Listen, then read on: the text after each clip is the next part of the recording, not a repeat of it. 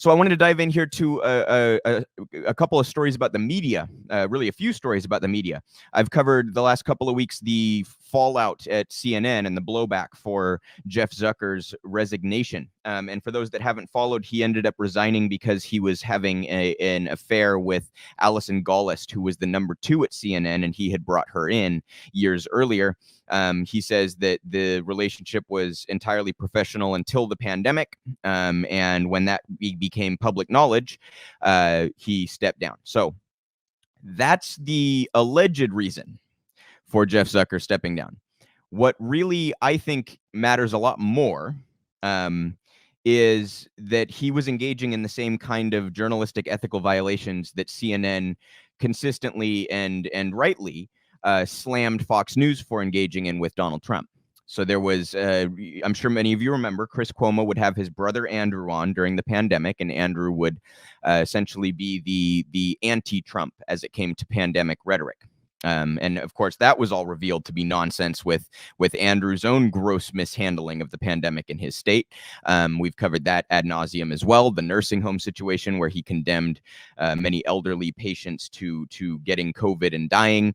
There was his self-aggrandizing book, which he was using public funds and his staff to help write, in which he made millions of dollars on an advance for, in which he basically had his mission accomplished moment of sorts. He claimed he had handled this pandemic well and wanted to teach people how to engage in the leadership he engaged in and all this kind of nauseating, stuff. And there's all sorts of layers to this. But what's relevant to Zucker is that while Chris was having Andrew on seemingly constantly, which is in and of itself very questionable to have your platform your brother who's a sitting governor, right? It would be one thing if Andrew Cuomo was nobody, you guys. If Andrew Cuomo was some, I don't know, random person and Chris wanted to have him on, that would be less of an ethical violation than platforming the governor of New York in such a way, right? Well, here's what's come out. Zucker and Gollust were having their affair during the pandemic. Gollust also had worked for Andrew Cuomo, okay? And it came out that Andrew Cuomo's aides were texting Gollust about interview questions.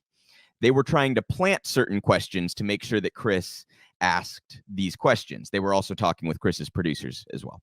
And there was a particular exchange where a couple of questions were planted. Can you make sure that these are asked? We want to highlight these issues. And Gollust replied, done.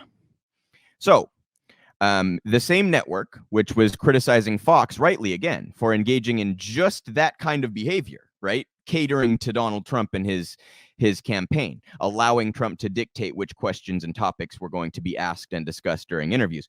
Gross violation of journalistic ethics. The same network criticizing Fox for that was doing the same exact thing with Andrew Cuomo. But the resignation is disguised as being about this affair and not about all of the journalistic ethics violations going on behind the scenes, not about CNN being a catastrophic failure ratings-wise, with the exception of the Trump years, and the new execs from Discovery coming in and saying, no, we see a precipitous decline here, something should probably change. All of that's left out, right, of Zucker's leaving. And they frame it as though it's just this affair. And again, I'll say, you guys, like, I don't at all condone any sort of like workplace power, sexual relationship. Bad stuff, right? All bad stuff. I will say that, as I've said before, it seems rather innocuous compared to a lot of the other things that Jeff Zucker has done. Gollust was the number 2 in charge at CNN, so it's not as though he was having this relationship with a like really low-level employee. Again, I'm not trying to condone. I want to be really careful about how I put this, but it just, compared to propping up Donald Trump, right? Compared to talking to Trump every month or so during the Republican primary. And for those that don't know, Zucker was the executive at NBC who put Trump on TV to start with at The Apprentice, right? Compared to all that kind of stuff, compared to this journalistic ethics violation with Andrew Cuomo, compared to the horrible programming that CNN has put on for years and years under Jeff Zucker's stewardship, it seems like this affair is a rather innocuous thing, right? But that's what they frame as, like, that's why he resigned. Because if you're Zucker, you'd much rather admit to that than any of the other stuff, right?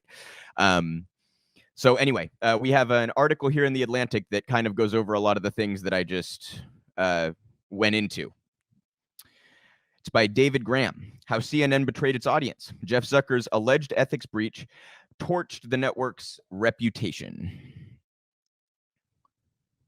Nearly 2 years ago, in spring 2020, CNN found itself with a blockbuster. The network put anchor Chris Cuomo on the air interviewing his brother, New York Governor Andrew Cuomo, about the state's response to COVID-19.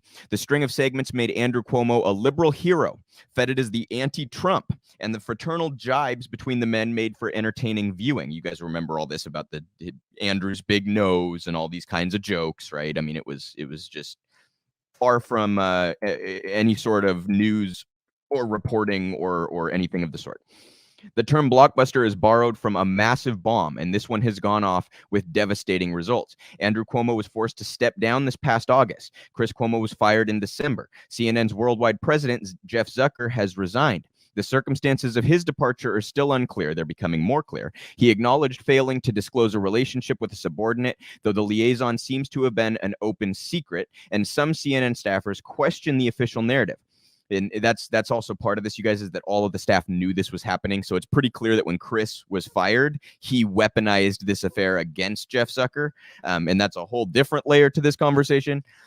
Zucker's romantic partner, Allison Gaulis, CNN's executive vice president and chief marketing officer, has also resigned. Amid the murk, new details about the Cuomo mess have slowly emerged.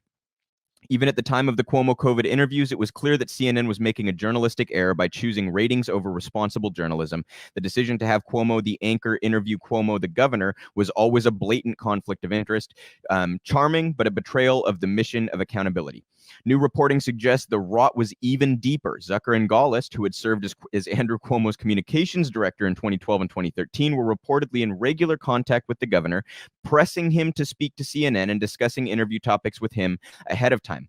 In other words, CNN wasn't just passively accepting the Cuomo brothers show as a cynical ploy for ratings. Its top executives were instigating the whole fiasco. So this is, I want to just pause here and make the point. This is part of why Chris Cuomo had the leverage to blackmail Zucker to resign, because it's like, dude, you were not only having this affair, you were complicit in the ethics violations that I am now being accused of, right?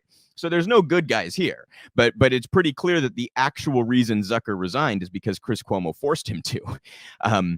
And of course, the Cuomos have demonstrated that when backed into a corner, they will flail about and take any avenue to inflict revenge as they possibly can. They're very like Trumpian in that sense. Watching Andrew Cuomo when he's backed into a corner, the ever rare time that a reporter would actually back him into a corner, he really does lash out just like Donald Trump does. He has that same very arrogant, very narcissistic type of demeanor. And I just think it's interesting that each side at the beginning of the pandemic sort of gravitated to their own demigod type, like this very hyper narcissistic, borderline sociopathic type of behavior and character traits. It's just interesting that each side sort of gravitated there. You know what I mean? Anyhow, carrying on here.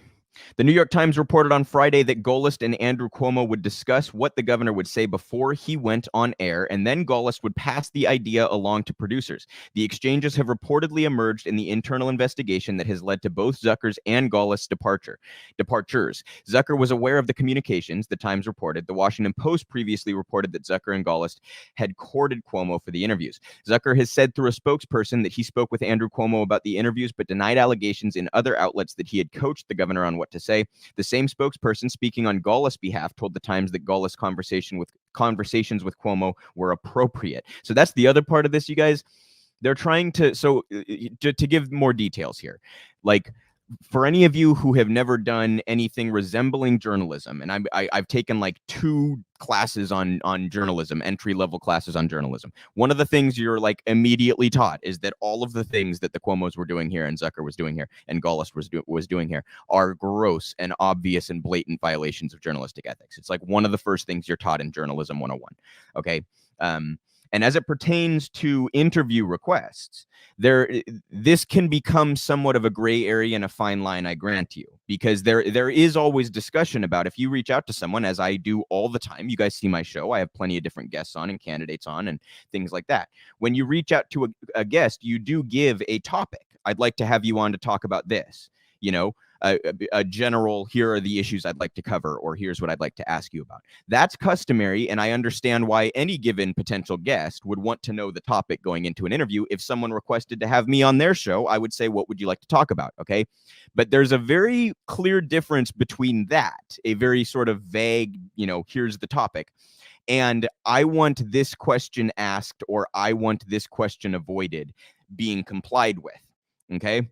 And I for those that don't watch Breaking Points, Sauger and Crystal do a show covering politics. Sauger is more conservative. He did a couple of interviews with Donald Trump, and he actually shared an anecdote of how a journalist is supposed to respond in this when this kind of request is made. So I thought I would share this with the audience as well. Sauger, going into an interview with Donald Trump, Sarah Huckabee Sanders pulled him and the journalist that he was with that day aside, and this was when all the Jean Carroll stuff was coming out, the accusations that Trump had raped E. Jean Carroll.